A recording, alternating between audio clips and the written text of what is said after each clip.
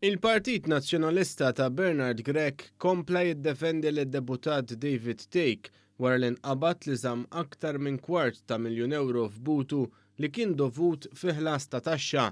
L-aktar att riċenti ta' difiża lejn id-deputat li jindieħes sew mal-establishment nazzjonalista wasal mill-Viċi Kap Nazzjonalista David Agius. Meta mistoqsi mill-ġurnalisti dwar jekk David Take għandux jirriżenja minn membru parlamentari sakemm qed ikun investigat, Agius qal li sakemm m'hemmx każ fuqu fil-qorti huwa m'għandux għalfejn iħalli s-siġġu tal-Parlament. Fil-faċċata tal-Gazzetta The Times kien ġie rrappurtat kif David Take għandu ftit aktar minn €270,000 f'vat dovuta mhux imħallsa. It-Times irrappurtat li Take għandu kumpanija tat-telekomunikazzjoni bl-isem ta' Vanilla Telecoms. Id-deputat nazzjonalista huwa chairperson u l-unika shareholder tal-kumpanija ibbażata f'Santa Venera u li skont records online tħaddem mal-10 persuni.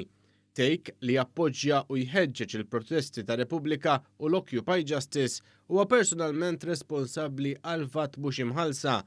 L-ammont in kwistjoni kwotat mit-Times u li Take anke ammetta li mħallasx huwa ta' €270,440. Dwar dan il-każ tad-deputat Take, Bernard Grech ukoll jinsab ostaġġ tas-sitwazzjoni. Dan hekk kif fuq evażjoni ta' ħlas ta' taxxa Grech ma jistax ilissin imqar kelma waħda, hekk kif anke hu kellu tebat serji fuqu marbuta mal-ħlasijiet tat-taxxa u VAT.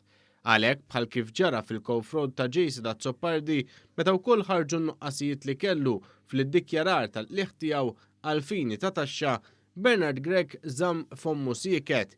Sorsi mid-Dar Ċentrali qalulna kif Bernard Grech jinsab idu marbuta dwar din il-kwistjoni u bħal donnu qed jitlob li din il-kwistjoni tintesa' qabel tiżdied il-pressjoni fuqu biex jaġixxi. Issa, aktar minn qatt qabel, qed iħoss it-toqol tal-mankanzi tiegħu dwar ħlasijiet ta' taxxa u VAT, hekk kif in-nuqqasijiet tad-deputati tiegħu qed jafsu fuq spallejh.